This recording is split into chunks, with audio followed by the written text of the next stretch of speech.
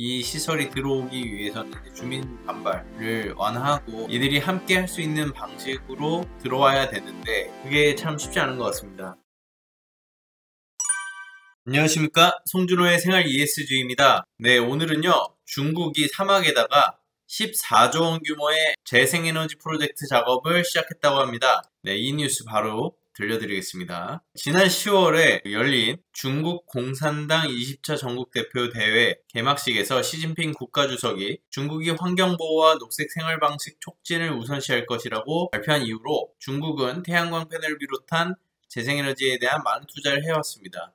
참 아이러니한 게 그 중에 특히나 이런 환경 정책이라든지 어떤 이런 사업들은 아무래도 이런 공산주의 국가들, 독재 국가들이 더 빠르고 많이 하긴 합니다.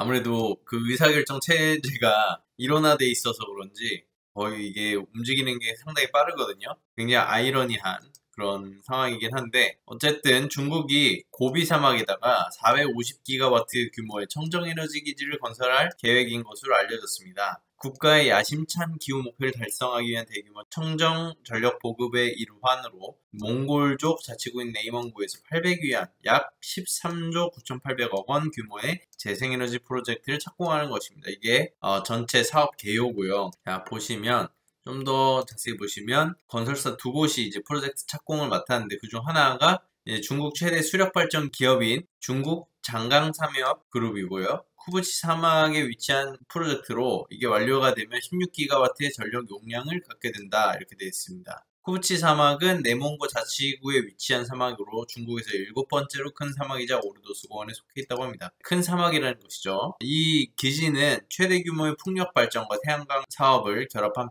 100만 킬로와트급 규모의 대규모 신재생에너지 사업이다. 수력 발전 기업이긴 하지만 어쨌든 사업 자체는 풍력과 태양광이라는 거 맞습니다. 사막이기 때문이죠. 프로젝트가 완공되면 연간 400억 킬로와트시 전력을 베이징, 텐진, 허베이성에 송전할 수 있으며 전력의 절반 이상은 청정 전력에서 나올 것으로 좀. 중국의 장강삼협 그룹은 이 시설은 사막 지역에서 건설되는 세계 최대의 재생 가능 프로젝트가 될 것이다 이렇게 얘기를 했고요. 신화통신은 8기가와트의 태양광 에너지와 4기가와트의 풍력 에너지 그리고 최대 수요에 맞게 조정하기 위해 업그레이드된 석탄 발전 4기가와트가 포함될 것이라고 보도됐습니다. 태양광이랑 풍력까지는 알겠는데 업그레이드된 석탄 발전이라 요게 무엇인지 요것은 계속 지켜봐야 될 것 같습니다. 네, 이 27개 재생에너지 프로젝트고요. 어쨌든 청정에너지 기반을 넓히고 있다 해서 주로 넓은 지역에 450기가와트의 재생가능 전력을 건설하려는 중국 계획의 일부다.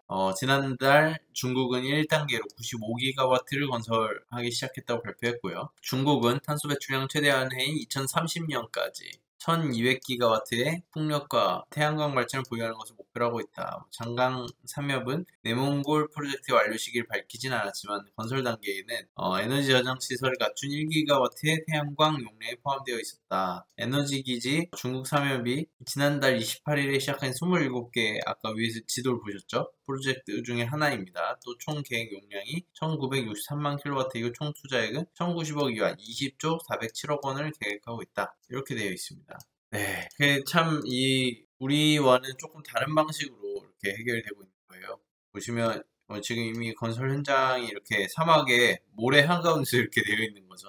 그럼 직접 가서 한번 봐보고 싶은데 궁금합니다. 환경이 우리나라랑 참 많이 다르지 않겠습니까? 거대한 사막이 우리나라에 없기 때문에 그런 것도 그렇고 또 태양광이나 풍력 사업이 참 어려운 이유가 주민 수용성 문제도 크지 않습니까? 그 지역에 이 시설이 들어오기 위해서는 이제 주민 반발을 완화하고 이들이 함께 할 수 있는 방식으로 들어와야 되는데 그게 참 쉽지 않은 것 같습니다. 네, 그런데 이 사막에 보면 물론 내몽골 지역이긴 하지만은 어쨌든 인구 밀도가 낮지 않겠습니까? 그러니까 주민 수용성 같은 경우에도 뭐 문제가 크게 되지 않을 거고 뭐 중국이야 뭐 독재 국가다 보니까 아무래도 그 주민 수용성 문제에 있어서 우리나라는 조금 다를 것 같습니다. 우리나라 같은 경우에는 뭐 영농형 태양 이렇게 넓은 공간을 확보하기가 어려우니까 뭐 영농형 태양이 들어올 수 있고 뭐 이런 상황인데 어떻게 보면 이 중국 같은 경우에는 이렇게 큰 토지가 있기 때문에 거대 태양광 프로젝트, 재생에너지 프로젝트를 진행할 수가 있는데 우리나라 같은 경우에는 부지 같은 게 어렵기 때문에 좀 더 어떤 더 고급화된 기술 좀 더 머리를 써야겠죠. 아무래도 우리 같은 경우 이제 빌딩에다가 겉면에 태양광 패널을 바르는 BIPV라든지 아무래도 기술 혁신이 굉장히 중요할 것 같다 이런 생각이 들고요. 그 외에 이제 기술 외에도 어떤 전력 거래라든지 에너지 효율, 다양한 제도적인 활용도가 또 필요할 것 같고, 중국 같은 경우 이렇게 거대하게 이제 재생에너지 공급하기 시작하면 재생에너지 가격이 일반 석탄 화력발전소에서 발전하는 그 전기보다 더 낮아지는, 예를 들어 이제 미국이라든지 유럽처럼 될 수 있다는 것이죠. 우리나라 같은 경우는 공급 자체가 부족하다 보니까 재생에너지 가격이 비싸고, 그래서 거래라든지 사용 자체가 좀 상당히 제한되어 있는 상황입니다. 우리가 과연 이 재생에너지 공급 문제를 어떻게 해결할 것인가 또 우리가 한번 고민해 봐야 될 것 같습니다. 네, 오늘 짧게 뉴스 전달드렸는데요. 다음 주에도 좋은 뉴스 전달드리도록 하겠습니다. 들어주셔서 감사합니다. 송준호의 생활 ESG 여기까지 하겠습니다. 감사합니다.